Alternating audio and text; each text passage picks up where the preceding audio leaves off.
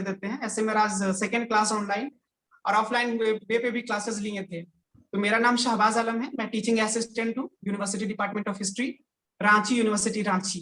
मैं अभी रिसर्च कर रहा हूँ पीएचडी अपने ही विभाग से, इतिहास विभाग से, और साथ में मैं बीएड का टॉपर हूँ, नेट क्वालिफाइड हूँ, सीटेट क्वालिफाइड हूँ, एमफिल एंट्रेंस टॉपर हूँ, पीएचडी एंट्रेंस टॉपर हूँ। तो अपने बारे में मेरा यही है। और जहां तक आप लोग के बारे में, तो जो क्लासेस में जो कुछ भी पूछा गया, इसे प्रॉपर सबका नेम तो मालूम नहीं है, लेकिन फिर भी पता चल जाता है। टाइपिंग से आप लोग ग्रुप चैट बहुत करते हैं, तो धीरे धीरे बहुत जानकारी हो गया है। बट आज का जो सिलेबस है, सबसे पहले पॉइंट आउट ये कर दे रहे हैं कि आज 103 जो पेपर है उसमें 2 टॉपिक्स को कंप्लीट आज करेंगे, क्योंकि हमको 102 पेपर को नेक्स्ट वीक से आप लोग को स्टार्ट कराना है। ठीक है, तो जो 2 पॉइंट्स है उसको आप लिखिए, नोट करिए। पेज नंबर जो 7 है सिलेबस में 103 पेपर का, उसका आज जो मेरा टॉपिक्स है, पहला टॉपिक्स लिखिएगा साइंटिफिक डेवलपमेंट्स, वैज्ञानिक उन्नति। साइंटिफिक यानी कि वैज्ञानिक उन्नति। और दूसरा है आपका एजुकेशन एंड लिटरेचर, शिक्षा एवं साहित्य। इसको भी नोट कर लीजिए सारे कोई। ये दोनों टॉपिक्स को लेक्चर के माध्यम से आप लोगों को पूरा करने का कोशिश करेंगे, और कोशिश करेंगे मेन जो हाईलाइटेड, जो मेन बहुत इंपॉर्टेंट चीज है उसको हाईलाइट कर दें, क्योंकि आप लोग का मिड सेमेस्टर का एग्जाम बहुत जल्दी हो सकता है। उसके माध्यम से आप लोग हो सकता है प्रमोट हो जाए। रांची यूनिवर्सिटी का जो भी आपका जो भी निर्णय है, आप लोग को एक्सेप्ट करना होगा। जिस भी तरह से एग्जाम कंडक्ट किया जाएगा आप लोगों को, तो अभी से तैयार रहिए। आप लोग को मिड सेमेस्टर का क्वेश्चन किस तरह से आता है, लॉन्ग टर्म क्वेश्चन किस तरह से आता है, और अति लघु जो प्रश्न है, ऑब्जेक्टिव टाइप जो क्वेश्चन है, 1 मार्क्स का, 2 मार्क्स का, 5 मार्क्स का, या आपका 10 मार्क्स का, जितना भी मार्क्स का आप लोग को क्वेश्चन दिया जाएगा, उसके अकॉर्डिंग में आप लोग का जो इन टर्म्स जो एग्जामिनेशन है, इवैल्यूएशन करके उसको ऐड कर दिया जाएगा, और उसी के माध्यम से आप लोग को सेमेस्टर 1 का हो सकता है टोटल आप लोग को एग्रीगेट मार्क्स दिया जाएगा, और उसी के हिसाब से परसेंटेज होगा। तो सबसे पहले आपको ये जानना चाहिए, क्योंकि आप लोग सब ग्रेजुएट हैं, आप लोग सारे स्टूडेंट्स ग्रेजुएट हैं, आप लोग को पता होना चाहिए कि 1 नंबर का जो क्वेश्चन होता है उसमें कितना लाइन का आंसर होता है। ठीक है, या तो 1 वर्ड का भी हो सकता है, डिपेंड करता है क्वेश्चन किस टाइप का है, या फिर 1 लाइन में भी आप उसका क्वेश्चन आंसर कर सकता है। ठीक है, तो आप लोग को हम ऐसे नोट करके लाए हैं, जो दीर्घ उत्तरीय प्रश्न है यानी कि लॉन्ग टर्म क्वेश्चंस, और उसका जो अति लघु प्रश्न जो होते हैं और लघु उत्तरीय प्रश्न, उसका कुछ सैंपल भी लाए हैं, तो उसको आप लोग को लिखा देंगे। लेकिन पहले जो लेक्चर है उसको हम सोच रहे हैं कि पहले कंप्लीट कर दें। तो पहला टॉपिक है आज का लेक्चर का, उसको आप लोग समझिएगा। सिलेबस में ध्यान दीजिए, कॉपी पेन एनी टाइम आप लोग हाथ में रखिए, क्योंकि टाइम है कम और आप लोग को सिलेबस को बहुत ज्यादा पढ़ना है। आज मेरा 6 और 7 चैप्टर कंप्लीट हो जाएगा, और पीडीएफ और मटेरियल जितना भी है वो सब आप लोग को ऐसे ही हम ग्रुप में मैसेज कर देते हैं, तो आप लोग विभोर मत रहिएगा, आप लोग बनाइएगा। पीडीएफ वाले लोग बहुत कुछ चाहते हैं कि बस प्रिंट आउट निकाल लें और उसी से पढ़ लें। खुद का नोट्स जरूरी है, ये चीज आप लोग जान लीजिए, क्योंकि हम लोग एक बुक्स का केवल नोट्स नहीं बनाते थे ना, 2-3 राइटर का अलग अलग बुक्स को कलेक्शन करते थे, तब नोट्स बनाते थे, तब फिर एग्जाम में जाते थे। आज आप लोग को ये मेरा कहना है कि मेरा जो सत्र था, सेशन था पीजी का 2013-15 का, तो कुछ क्वेश्चन को भी हम संभाल के रखे हुए हैं। सारा क्वेश्चन मेरे पास है, मैट्रिकुलेशन से पीजी और बीएड का भी क्वेश्चन मेरे पास है। तो जिसको भी हमको जब डाउट होता है तो हम देख लेते हैं प्रीवियस टाइप का क्वेश्चंस को। तो आप लोग के लिए हम संभाल के रखे थे, तो कुछ क्वेश्चन को हम लाए हैं। तो एक काम कीजिए, पहले 1-2 क्वेश्चन आप लोग लिखिए जो कि बहुत इंपॉर्टेंट है। पेपर 103 का क्वेश्चन नंबर 1 आप लोग लिखिए, तो बहुत इंपॉर्टेंट है। ये कितने मार्क्स का है उसको भी आपको बताएंगे। ये आपका मेरे टाइम जो है 15 मार्क्स का था, 15 मार्क्स का था। तो क्वेश्चन आंसर जो है आपका एकदम लॉन्ग टाइप का है। ठीक है, तो पहले क्वेश्चन लिखिए, क्वेश्चन नंबर 1 लिखिए आपका। ठीक है, पूर्व मध्यकालीन यूरोपीय समाज में सामाजिक जीवन की विशेषताओं पर प्रकाश डालें। फिर से रिपीट कर रहे हैं, पूर्व मध्यकालीन यूरोपीय समाज में सामाजिक जीवन की विशेषताओं पर प्रकाश डालें। पूर्व मध्यकालीन यूरोपीय समाज में सामाजिक जीवन की विशेषताओं पर प्रकाश डालें। एक बार इंग्लिश में बोल देते हैं, throw light on the features of social life during the pre medieval European society. English medium वाले आप लोग भी 10-12 स्टूडेंट्स हैं, आप लोग भी रिटर्न कर लीजिए, एक बार फिर से रिपीट कर रहे हैं। Throw light on the features of social life during the pre medieval European society. तो आपका ये जो क्वेश्चन है यूनिट 1 का है, जो आपको यूरोपीय समाज के बारे में हम आपको पढ़ाए थे, उसका ये लॉन्ग टर्म क्वेश्चन है। दूसरा क्वेश्चन भी नोट कर लीजिए आप लोग। मध्यकालीन यूरोप में विज्ञान और प्रौद्योगिकी, मध्यकालीन यूरोप में विज्ञान और प्रौद्योगिकी के विकास की विवेचना करें।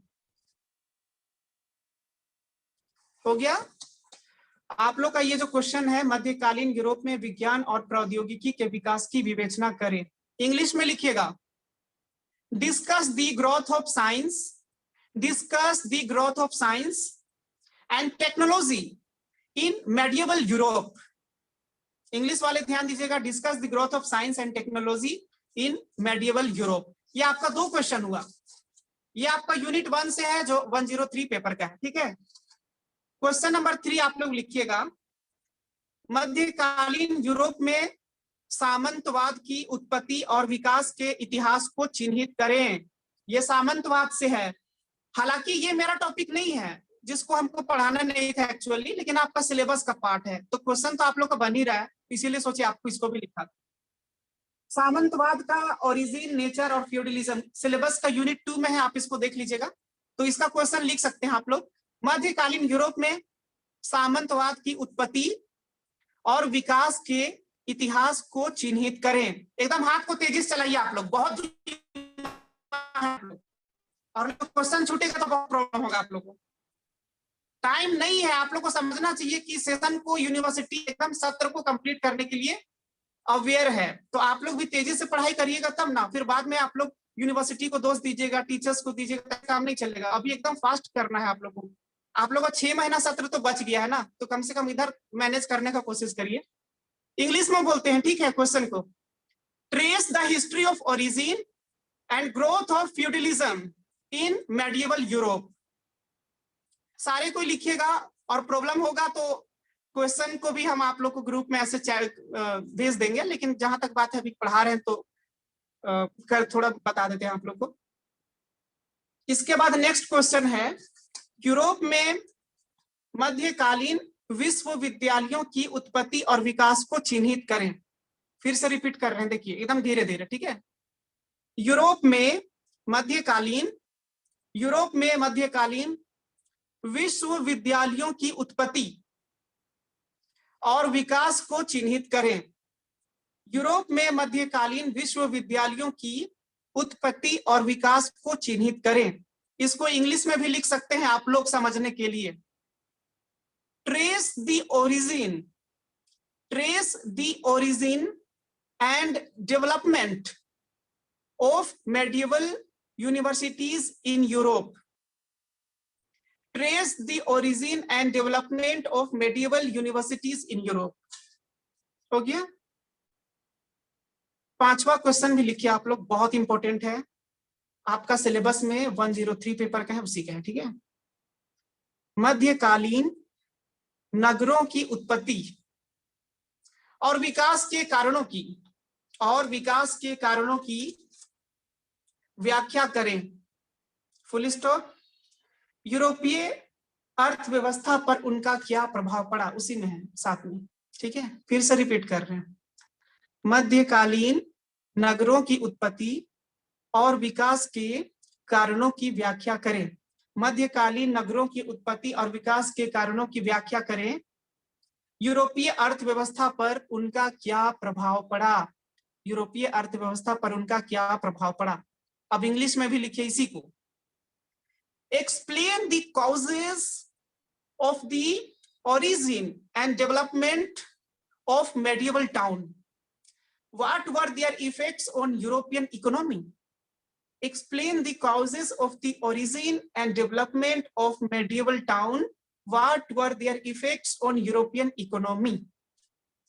तो ये जो क्वेश्चन है जो 5 क्वेश्चन आप लोग अभी लिखे हैं, किसी का अगर छूट गया होगा, प्रॉब्लम हुआ होगा, तो बाद में आप लोग को हेल्प करने के लिए हम एग्री हैं, कोई वैसा नहीं है बात, लेकिन आप लोग तेजी से लिखिएगा तो सारा क्वेश्चन तो लिख लीजिएगा। ये आपका जो है लॉन्ग टर्म क्वेश्चन है। अगर आप लोग का इंटरनल एग्जाम में 10 मार्क्स का या 15 मार्क्स का क्वेश्चन पूछा जाएगा तो इसी तरह का प्रारूप क्वेश्चन का रहेगा, ठीक है, कोई प्रॉब्लम नहीं होना चाहिए।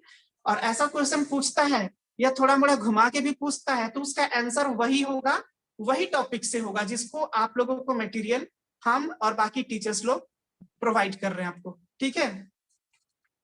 और चूंकि इंटरनल एग्जाम में 1 मार्क्स का भी क्वेश्चन आ सकता है, 2 मार्क्स का भी आ सकता है, 5 मार्क्स का भी आ सकता है, तो उसके लिए आप लोगों को कुछ करना नहीं।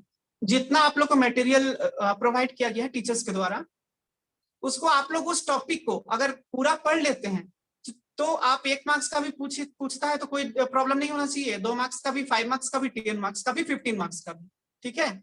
क्योंकि इंटरनल एग्जाम में आप लोगों को थोड़ा सा रिलीफ तो मिलेगा, ज्यादा मार्क्स का क्वेश्चन नहीं पूछा जाएगा। और जो क्वेश्चन और जो पैटर्न होगा उसको भी आप लोग को डिस्कस कर दिया जाएगा एग्जाम से कुछ दिन पहले, ठीक है। तो आज का जो टॉपिक है आप लोग उसको हेडलाइन दीजिए पहले, और नहीं तो डिस्कस करते ही टाइम खत्म हो जाएगा। आज का टॉपिक है, आप लोग लिखिएगा, आप लोग कॉपी में लिखिए। आज का टॉपिक, पहला टॉपिक है यूनिट 5 से है, आपका सिलेबस में देखिएगा यूनिट 5 में एजुकेशन एंड लिटरेचर, शिक्षा और साहित्य। लिखिए, शिक्षा और साहित्य, एजुकेशन एंड लिटरेचर।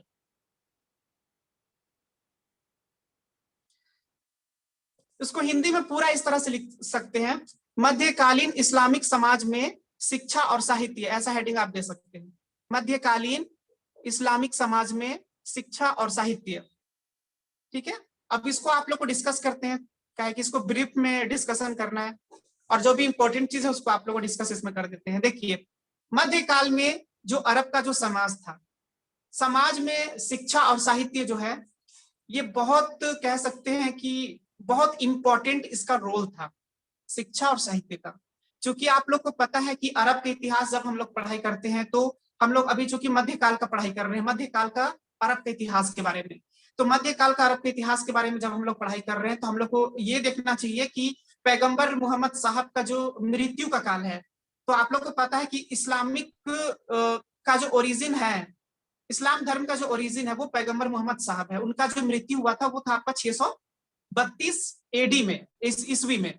उसके बाद फिर क्या हुआ था, इस्लाम में कौन कौन से उस क्षेत्र में, इस्लामिक साम्राज्य में कौन कौन से साम्राज्य लोग थे, वंश लोग थे जो कि शासन किए थे, वो चीज आप लोग को तो जानना बहुत जरूरी है कि अचानक कौन सा शासक लोग जो थे जो कि इस्लामिक साहित्य को और शिक्षा को प्रश्रय दे रहे थे, उसको प्रशंसा कर रहे थे, कवियों को प्रशंसा कर रहे थे और उसको संरक्षण दे रहे थे।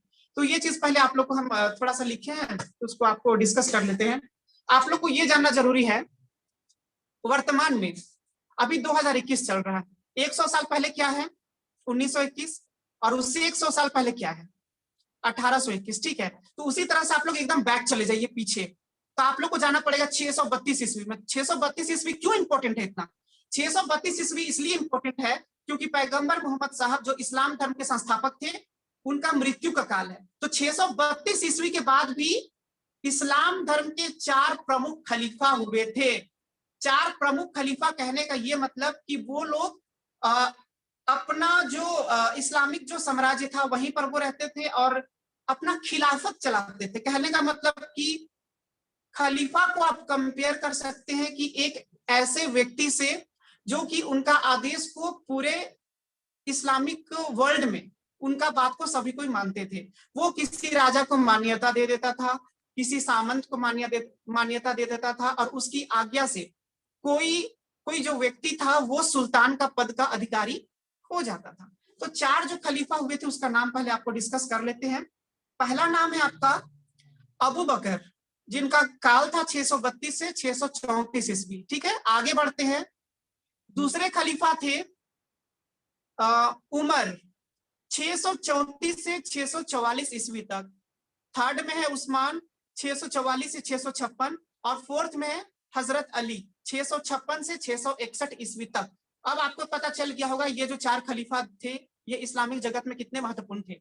661 ईस्वी का जो काल है वो बहुत ही इंपॉर्टेंट हो जाता है। वो इसलिए क्योंकि पहली बार इस्लामिक साम्राज्य में कोई डायनेस्टी का उदय होता है। कहने का मतलब कोई वंश का उदय होता है। जिस तरह से भारत में मुगल शासन था या और भी बहुत सारे राजे रजवाड़े होते थे, तो वहां पर भी जो अरब का जो साम्राज्य था उसमें आपका जो वंश परंपरा कह सकते हैं कि जो राजा बनने की जो पद्धति थी या जो प्रक्रिया थी 661 ईस्वी में किसी एक ने उसको स्टार्ट किया था। वो कौन से व्यक्ति थे जो कि इस्लामिक साम्राज्य में 661 ईस्वी में इस्लामिक साम्राज्य का राजा बन गया था, जिसको कह सकते थे। वो खिलाफत भी करता था, खलीफा भी बनता था। खलीफा किसको बोलते हैं? इस्लामी धर्मगुरु को। ठीक है, यहाँ पर क्लियर। 661 ईस्वी से 750 ईस्वी तक उमैयद वंश का स्थापना पूरे इस्लामिक साम्राज्य में होता है। कहने का मतलब लगभग 100 साल तक उमैयद वंश ने पूरे इस्लामिक साम्राज्य में शासन किया। आप लिख सकते हैं, नोट डाउन कर सकते हैं। 661 ईस्वी में उमैयद वंश की स्थापना किसने की थी? मुआविया प्रथम। ये एक व्यक्ति का नाम है, राजा का नाम है, इसको आप नोट कर सकते हैं। 661 ईस्वी में मुआविया प्रथम ने उमैयद वंश की स्थापना की थी, जो 661 से 750 ईस्वी तक चला। इस क्रम में 100 साल के क्रम में या 90 साल के क्रम में कुछ बहुत महत्वपूर्ण राजा भी उस समय हुए थे, शासक हुए थे। उसका नाम आप लोग को लिखिएगा मत, बस सुन लीजिए, बहुत इंपॉर्टेंट नाम है। पहला नाम है मुआविया प्रथम, इसके बाद आता है याजिद प्रथम, मुआविया द्वितीय, याजिद प्रथम, मरवान प्रथम, अब्द अल मलिक, अल वालिद, सुलेमान इब्न उमर इब्न मरवान द्वितीय। तो आप लोग जान गए हैं कि 750 ईस्वी में उमैयद वंश का पतन हो जाता है। पतन समझते हैं आप लोग? कहने का मतलब कि उस वंश जो है 750 के बाद खत्म हो गया, उसका अस्तित्व खत्म में हो गया। तो 750 के बाद पूरे इस्लामिक दुनिया में उमैयद वंश का जब खत्म हो जाता है तो एक दूसरा साम्राज्य जो है अब्बासी साम्राज्य के नाम से प्रचलित होता है। अब्बासी साम्राज्य को आप लोग नोट डाउन कर सकते हैं। अब्बासी साम्राज्य का जो ईस्वी सन है, ठीक है, अब्बासी साम्राज्य का जो पीरियड है, जो शासन काल है, उसको आप लोग नोट डाउन कर लीजिए। 750 ईस्वी से 1258 ईस्वी, 750 ईस्वी से 1258 ईस्वी। ये आप लोगों को मैं इस्लामिक जगत का पॉलिटिकल बैकग्राउंड बता रहा हूँ। इसके माध्यम से आप लोग शिक्षा साहित्य को भी समझ जाइएगा, वैज्ञानिक उन्नति को भी समझ जाइएगा और बाकी चीज को भी समझ जाइएगा। इसीलिए आप लोग को थोड़ा इंट्रोडक्शन में ये चीज को हाईलाइट करना बहुत जरूरी है। तो आप लोग ये देखिएगा कि अब्बासी शासनकाल इस्लामी साम्राज्य का बहुत ही महत्वपूर्ण शासनकाल है। अब्बासी शासनकाल ही ऐसा शासनकाल था जिसको हम लोग स्वर्ण काल की संज्ञा दे सकते हैं। अब्बासी काल जो है हम लोग स्वर्ण काल की संज्ञा दे सकते हैं, उसका बहुत सारा रीजन है। ऐसे बहुत सारे कारण हैं जिसके माध्यम से हम लोग कह सकते हैं कि अब्बासी काल को स्वर्णयुग कहा जाएगा। पहला बात तो यह है कि अब्बासी शासन काल में लगभग हर क्षेत्र की प्रगति हुई, उन्नति हुई। जैसे कि कला एवं स्थापत्य कला की, आप देख सकते हैं कि लेखन शैली की, कला की और काव्य की, स्थापत्य कला की भी, और आर्थिक उन्नति भी हुई, सामाजिक उन्नति भी हुई और यहाँ तक कि साम्राज्य का विस्तार भी हुआ। इसीलिए अब्बासी साम्राज्य में हर क्षेत्र का प्रगति हुई थी। और अब्बासी साम्राज्य में भी कुछ कुछ नाम इंपॉर्टेंट है राजाओं का या शासकों का कह सकते हैं, उसका नाम आपको हम एक बार रीडिंग कर देते हैं। 4-5 नाम है आप लोग का। अस-सफ़ा है, हारून अल रशीद है, अल मुतशिर है, अल मुस्तसीम है और भी बाकी कुछ कुछ और नाम है जो कि शासकों का नाम है। तो अब हम आप लोग का जो टॉपिक लिखा है उस पे आते हैं कि ये जो शिक्षा और साहित्य है, ये जो है ना पूरा अरब का साम्राज्य में ऐसा अब्बासी शासन काल ही ऐसा था जिसपे कि शिक्षा और साहित्य पे बहुत ज्यादा प्रगति हुई थी, या कह सकते हैं कि इस काल में बहुत ही ज्यादा इसका विकास हुआ था। अब्बासी शासन काल जो है शिक्षा और साहित्य प्रोत्साहन देता था। कह सकते हैं कि उस समय जो भी दरबार थे, अब्बासी शासन काल में आप लोग को यह भी जानना जरूरी है कि अब्बासी शासन काल की जो राजधानी थी वो थी आपकी बगदाद, जो कि अभी वर्तमान में किसकी राजधानी है? इराक की, राइट। इराक की राजधानी बगदाद है। तो आप लोग चले दिमाग को ले जाइए बगदाद में चले जाइए और एकदम चले जाइए आप लोग 1000 साल पीछे चले जाइए। तो अब्बासी शासन काल में बगदाद एक ऐसा शहर था जो कि राजधानी हुआ करता था। वहां पर जो महल थे, राजाओं के जो महल थे, उसमें इन राजाओं ने बहुत सारे कवियों को आमंत्रित किया था। और वो कवि क्या करते थे, बहुत सारे ग्रंथ की रचना करते थे। उन ग्रंथों में उन लोग बहुत सारी बातों को उन लोग वर्णन करते थे, जैसे कि राजाओं का उन लोग प्रशंसा कर देते थे, राज दरबारों के बारे में कुछ कुछ बातें, महत्वपूर्ण बातों को डिस्कस किया करते थे। और जो वो लोग लिखते थे अपने पत्र में, लेखन शैली का जो विकास हुआ था उस समय, उसमें ये आपको बताना बहुत जरूरी है कि अपना लेखन पद्धति जो वो लोग स्टार्ट किए थे, तो उसमें उस समय का जो युद्ध है, जो आपका 18th सेंचुरी से लेकर के 13th ऑफ सेंचुरी 1258 ईस्वी तक, उस समय उन लोग जितने भी कवि थे वो लोग अपना लेखन शैली के माध्यम से जितने भी युद्ध हुए थे उस समय आसपास में, जैसे कि मान के चलिए कि जो मुस्लिम सैनिक होते थे वो लोग चले गए काहिरा के रास्ते, वो लोग अभियान किए, तो उसको भी वहां के जो कवि रहते थे वो लोग अपना लेखन पद्धति में उसको स्थान देते थे, तो बहुत इंपॉर्टेंट है। तो उसके एवज में राजा लोग भी जो है, जो खलीफा होते थे, मान के चलिए अब्बासी साम्राज्य के जो बहुत सारे राजा थे, वो लोग उन कवियों को पुरस्कार देते थे। पुरस्कार के रूप में उनको दिरहम देते थे। दिरहम कहने का मतलब कि उस समय का क्वाइन था, पैसा उन लोग को दिया जाता था बहुत सारे कवियों को, इसलिए कि वो लोग प्रशंसा करते थे राजाओं का और भी बहुत सारे चीज का। इसमें कुछ और भी कवि थे, उसको थोड़ा डिस्कस आप लोग को कर देते हैं 5 मिनट में, टाइम तो तुरंत बीत जाता है आप लोग का, इसीलिए थोड़ा सा देख लेते हैं कुछ इंपॉर्टेंट चीज। जैसे कि अभी हम लोग डिस्कस कर रहे हैं शिक्षा और साहित्य का इस्लाम में, ठीक है। तो शिक्षा के क्षेत्र में इस युग में काव्य की अभूतपूर्व प्रगति हुई थी। अब्बासी शासन के पूर्व भी काव्य का विकास अरब में हुआ था, लेकिन शिक्षा की कमी के कारण काव्य लिखे नहीं जाते थे। अब्बासी शासन काल से पहले जो उमैयद शासन काल था, थोड़ा बहुत उस समय भी विकास हुआ था, क्योंकि कोई भी चीज अचानक से विकास नहीं होता है, धीरे धीरे विकास होता है। लेकिन अब्बासी का काल आते आते वो क्या हुआ था, अपना जो शिक्षा और साहित्य का क्षेत्र में इस समय कुछ ज्यादा ही डेवलप किया था, ठीक है। लोग उन्हें, चूंकि उस समय आप लोग को बता देते हैं कि उस समय जितना भी जो लिखा जाता था, उस समय बहुत ज्यादा लोगों में जो प्रचलन था या कवियों में, वो लोग याद कर लेते थे। कुरान का भी जो धर्म ग्रंथ है, मुस्लिम धर्म ग्रंथ है, उसको भी वो लोग बहुत दिनों तक याद कर लिया करते थे, मौखिक रूप से वो लोग याद करते थे। स्मरण का बहुत इंपॉर्टेंट था। लिखने का जो पद्धति वो धीरे धीरे 9th to 10th सेंचुरी में इसका विकास हुआ था, चाहे वो कुरान धर्म ग्रंथ हो या बाकी कुछ इंपॉर्टेंट दस्तावेज में वो लोग जो लिखते थे, ठीक है। लेकिन अब्बासी काल में शिक्षा का काफी विकास हुआ था, जिसके कारण साहित्य और कला का विकास भी हुआ था। अब्बासी युगीन काव्य की कुछ महत्वपूर्ण विशेषताएं भी हैं जो उसे पूर्वकालिक काव्य से अलग कर देती हैं।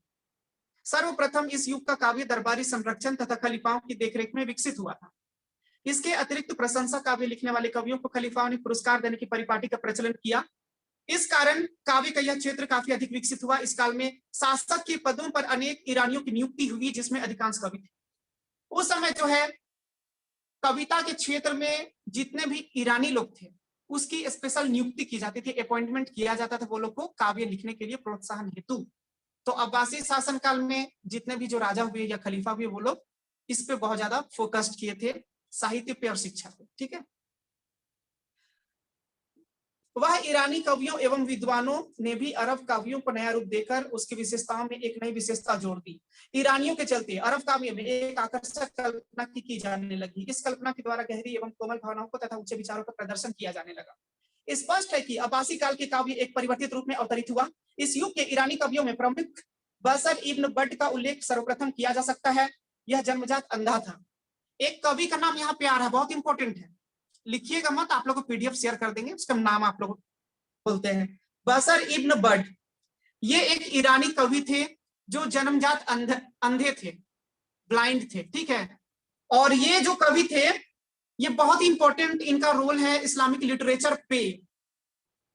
और एक दूसरे जो कवि थे जो बहुत ही फेमस थे उस समय इस्लामिक वर्ल्ड में, वो थे अबू नवाज। और इनका जो प्रसिद्धि है वो आधुनिक काल के प्रसिद्ध इतिहासकार निकोलसन, वो भी इस कवि की प्रशंसा करते हैं। यह खलीफा हारून रशीद तथा आमीन का घनिष्ठ मित्र भी था। ये जो कवि जो थे वहां के शासक लोग से भी इन लोग का घनिष्ठ संबंध रहते थे। उनकी जो गजल की प्रशंसा ईरानी और अरबी दोनों विद्वान करते हैं। हारून अल रशीद के काल में अबुल अताहिया महान कवि था। जो पेशे से कुम्हार था। हारून ने उसे पुरस्कार तथा सम्मान स्वरूप 50,000 दिरहम वार्षिक पेंशन दिए जाने का ऐलान किया था। एक वहां के जो राजा थे अब्बासी शासनकाल में, जिनका नाम है हारून, वो क्या किए, सम्मान के रूप में 50,000 रुपये दिरहम, 50,000 दिरहम 1 ईयर, यानी कि सैलरी फिक्स कर दी उनको। ठीक है, एक साल में 50,000 रुपया दिरहम फिक्स कर दिए थे। उसके काव्य में दुख एवं निराशा की स्पष्ट झलक मिलती है। उसकी धार्मिक कविताओं का संकलन भी अरब में महत्वपूर्ण स्थान रखता है। कवि मुतनवी को इतिहासकार रोम ने उसे आधुनिक अरब राष्ट्रीयता के विकास का जनक माना है। अबू तमाम इस काल का एक महान दरबारी कवि था। अबू अला अल मआरी इस युग का एक अन्य प्रधान कवि था, जिसका जन्म सीरिया में हुआ था। बचपन में ही चेचा के चलते एक आंख चली गई थी, फिर भी उसकी स्मरण शक्ति तीव्र थी, जिसके बल पर उसने साहित्यिक शिक्षा उपलब्ध की थी। उसकी उत्कृष्ट कविताओं के संग्रह का नाम लुज़मियात है। कुरान और मुस्लिम धर्म की वह अवहेलना किया करता था, इसलिए उसने कुरान की पेरी फोड़ी लिखी। इन कवियों के अतिरिक्त अब्बासी काल में तगीर बसीरी नामक अन्य कवि हुए, जिन्होंने काव्य के विकास में अपना महत्वपूर्ण सहयोग दिया। इस युग की काव्य कला पर अन्य देशों की काव्य कला की झलक मिलती। एक चीज आप लोगों को बता देते हैं जो बहुत इंपॉर्टेंट, उस काल में यानी कि अरब साम्राज्य में जितने भी कवि हुए थे, वो लोग जो है काव्य के प्रत्येक क्षेत्र में राजनीतिक, धार्मिक, साहित्यिक, सामाजिक और सांस्कृतिक सभी पहलुओं का उन लोग अपना काव्य में प्रदर्शित किया करते थे, वर्णन किया करते थे। और यही कारण है कि जितना कवि का नाम मैं जो पढ़ रहा हूं, वो सब उस समय विद्वानों की श्रेणी में आते थे। और उस समय जो अरब का जो साहित्य है, ऐसा नहीं कि उस पर कोई प्रभाव नहीं पड़ा था, बाहरी देश का कोई प्रभाव नहीं पड़ा था।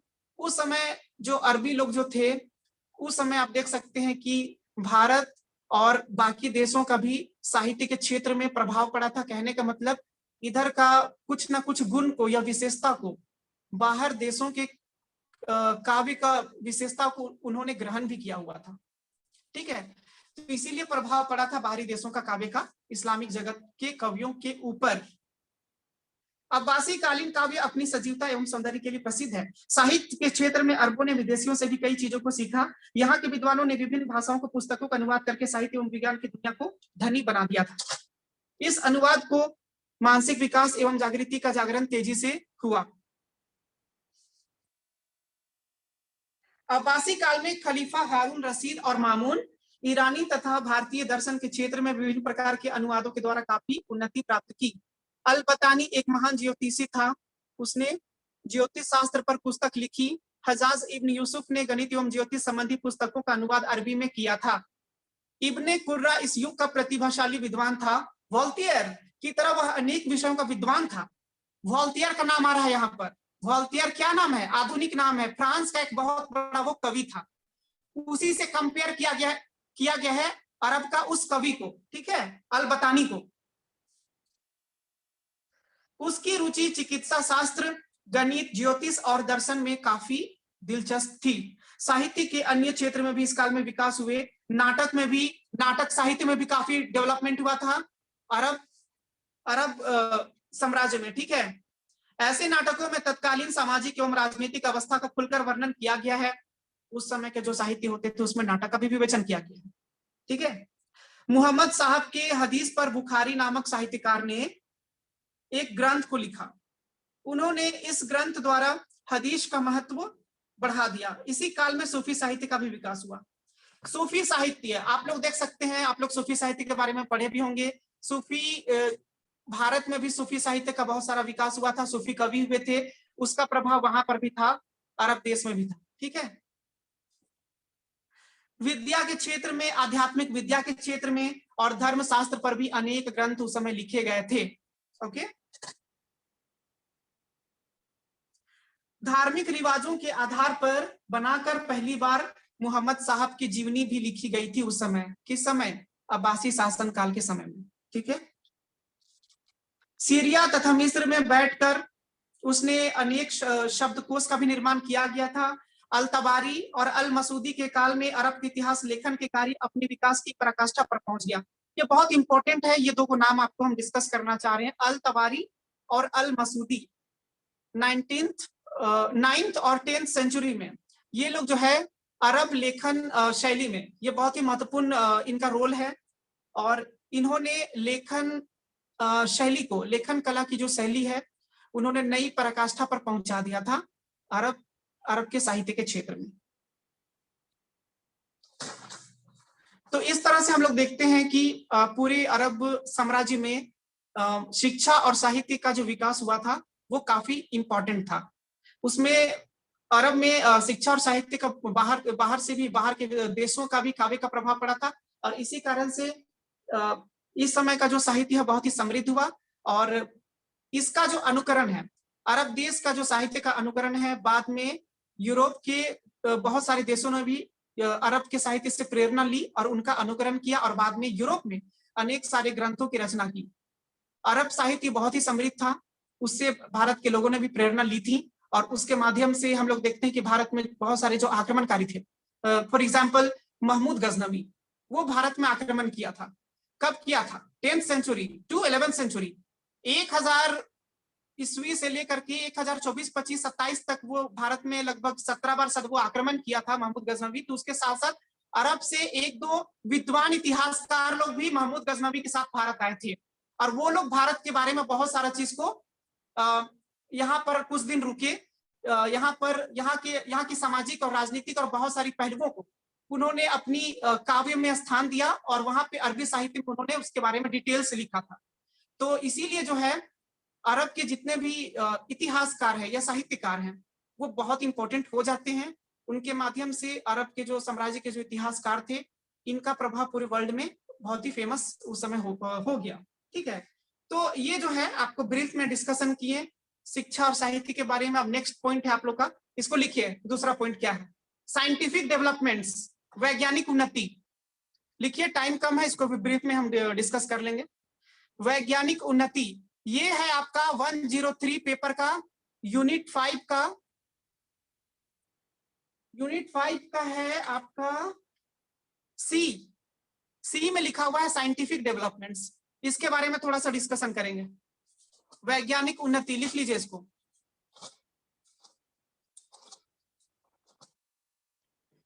वैज्ञानिक उन्नति आप लोग को बता रहे हैं कि वैज्ञानिक उन्नति जो अरब में हुई थी वो भी अब्बासी शासन काल में ही सबसे ज्यादा हुई थी।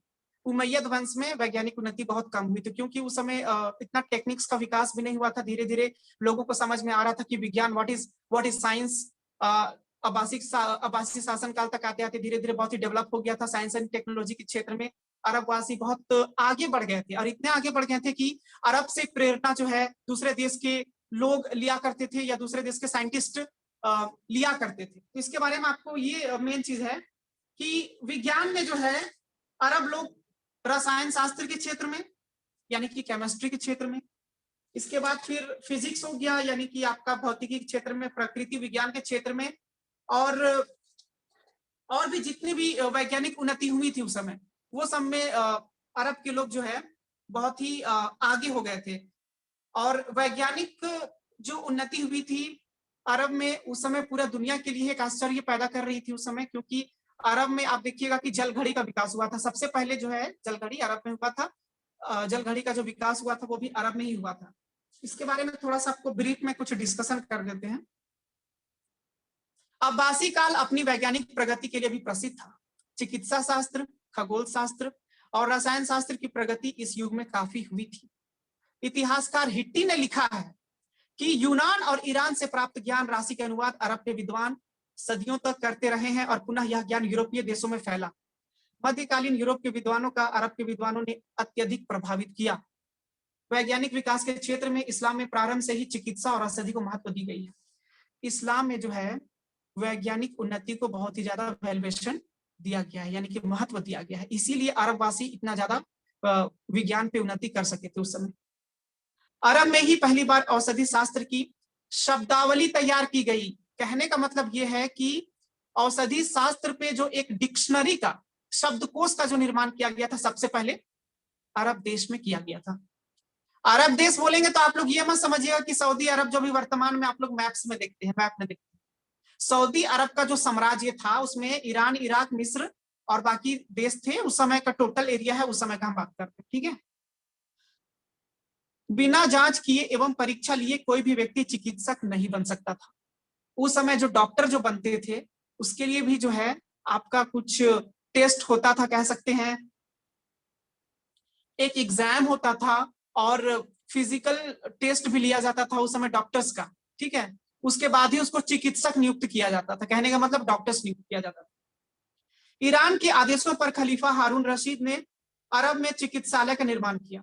चिकित्सालय यानी हॉस्पिटल का भी निर्माण किया गया था उस समय मेडिएवल अरब कंट्री में, ठीक है, जिसका नाम क्या था, बीमारिस्तान। चिकित्सालय का नाम था बीमारिस्तान, जहां पे जितने भी जो ट्रीटमेंट कराने आते थे पेशेंट लोग, वहां पर उसका ट्रीटमेंट होता था, इलाज चलता था वहां पे।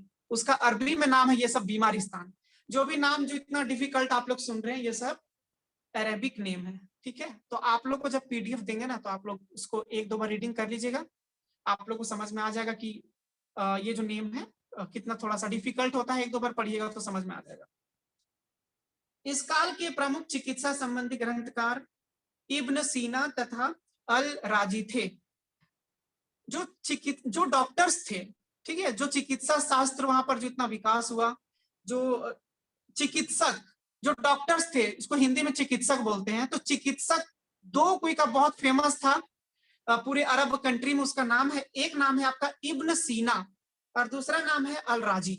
अल राजी बहुत फेमस नाम है, आपको ये पीएचडी इंट्रेंस एग्जाम में भी हम लोग के टाइम में पूछा था कि मध्यकालीन अरब में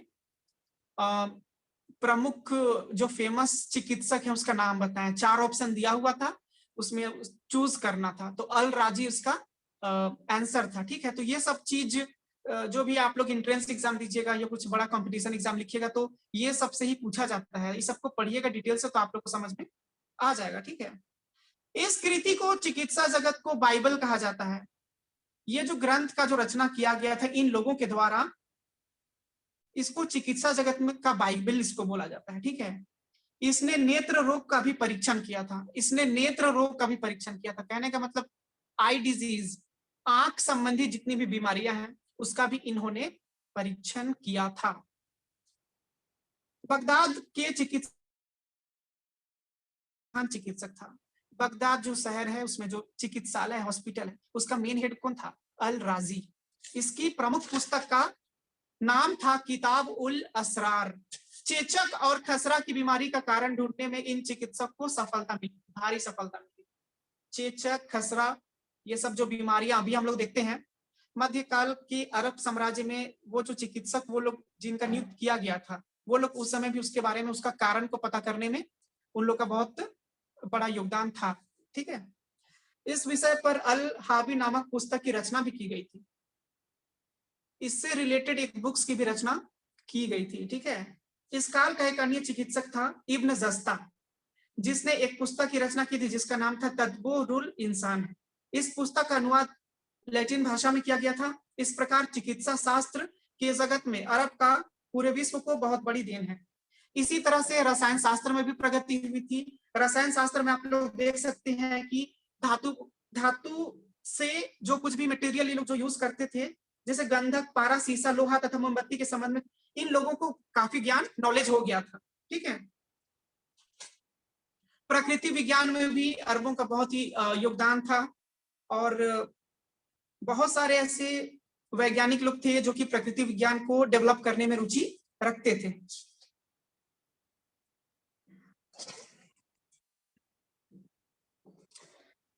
तो ये है आप लोग का